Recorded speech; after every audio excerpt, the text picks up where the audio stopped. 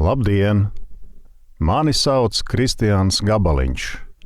Man ir 53 gadi, esmu dēls savai vēl žiperīgajai māmiņai, vīrs, tēvs 3 meitām un dēlam, opis nu jau 3 mazmeitām un saimnieks savai kucītei Gabī, mazam rūsganas krāsas punduru pūdelim.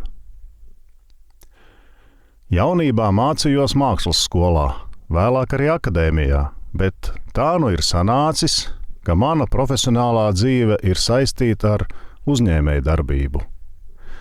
Daži mani sauc par krāsu karali, jo nu jau vairāk nekā 30 gadus nodarbojos ar krāsām. Esmu dibinātājs un īpašnieks lielākajai Baltijā krāsu ražošanas un tirdzniecības uzņēmumu grupai Kraso. Mēs šobrīd skatāmies uz mākslinieces Līgas Ķempes gleznu, kurai māksliniece ir devusi nosaukumu Kādreiz. Tās izmērs ir 20 cm augstumā un 40 cm platumā. Glezna ir izpildīta tehnikā eļļa uz audekla un ierāmēta skaistā, smalkā koka rāmītī ar vecināta zelta krāsas maliņu. Lai arī gleznas tonalitāte ir diezgan tumša un piesātināta, man tā rada ļoti dzīvu, siltu un sirsnīgu izjūtu. Gleznas priekšplāns, viena apakšējā trešdaļa, ir svaigi uzarts lauks.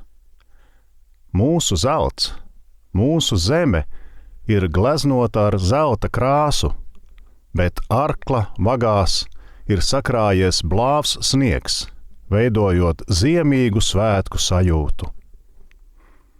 Horizontu iezīmē vilcieniņš, tvaika lokomotīve un 2 vagoni, kur viens ir ogļu vagons lokomotīves krāsnes kurināšanai, bet pēdējais ir pasažieru vagons ar siltu gaismu starojošiem maziem lodziņiem.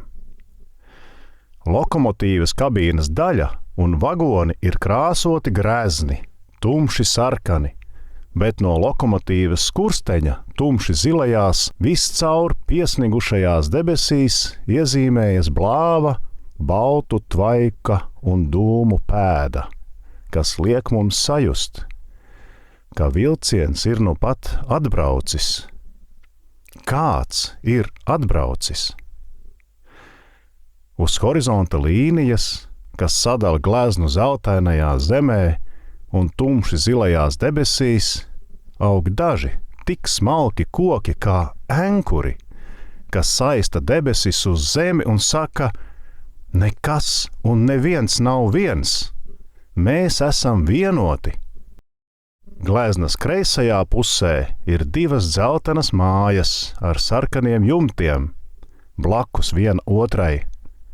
Skursteņi kūp, veidojot plānus, gaisīgus stabiņus debesīs. Vienā lodziņā ir gaisma, tur ir silts, tur mūs kāds gaida. Tas ir tik emocionāls brīdis, jo kāds ir atgriezies mājās, kāds noteikti gaidīja un tagad ir sagaidījis. Lai arī mēs neredzam cilvēkus gleznā, bet to varam sajust šo sirsnīgo brīnuma brīdi, kā Ziemassvētkus, kas beidzot ir klāt. Kad biju mazs, mēs dzīvojām Liepājā, bet mana mamma ir no Valkas. Tas ir pavisam otrā Latvijas galā, un mani vecvecāki dzīvoja tur. Mēs braucām ciemos ar vilcienu, pāri visai Latvijai. Mani mēdza tur atstāt vasarās, jo mammai bija jāstrādā. Bet kas tie bija par priekiem, par laimi, kad mamma atbrauca? Mēs vienmēr gaidījām stacijā, gaidījām Sirsniņā.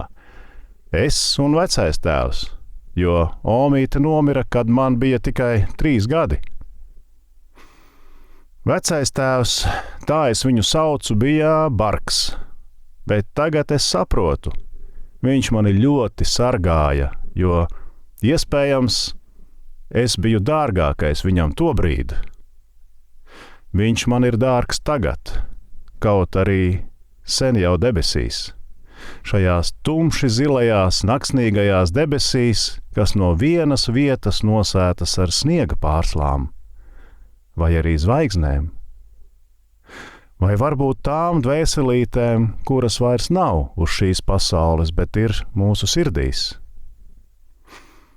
Cik interesanti, ka gleznas nosaukums ir kādreiz, jo tieši kādreiz bērnībā mana mīļākā nodarbošanās kopā ar kaimiņu bērniem bija spēlēties ar vilcieniņu modeļiem.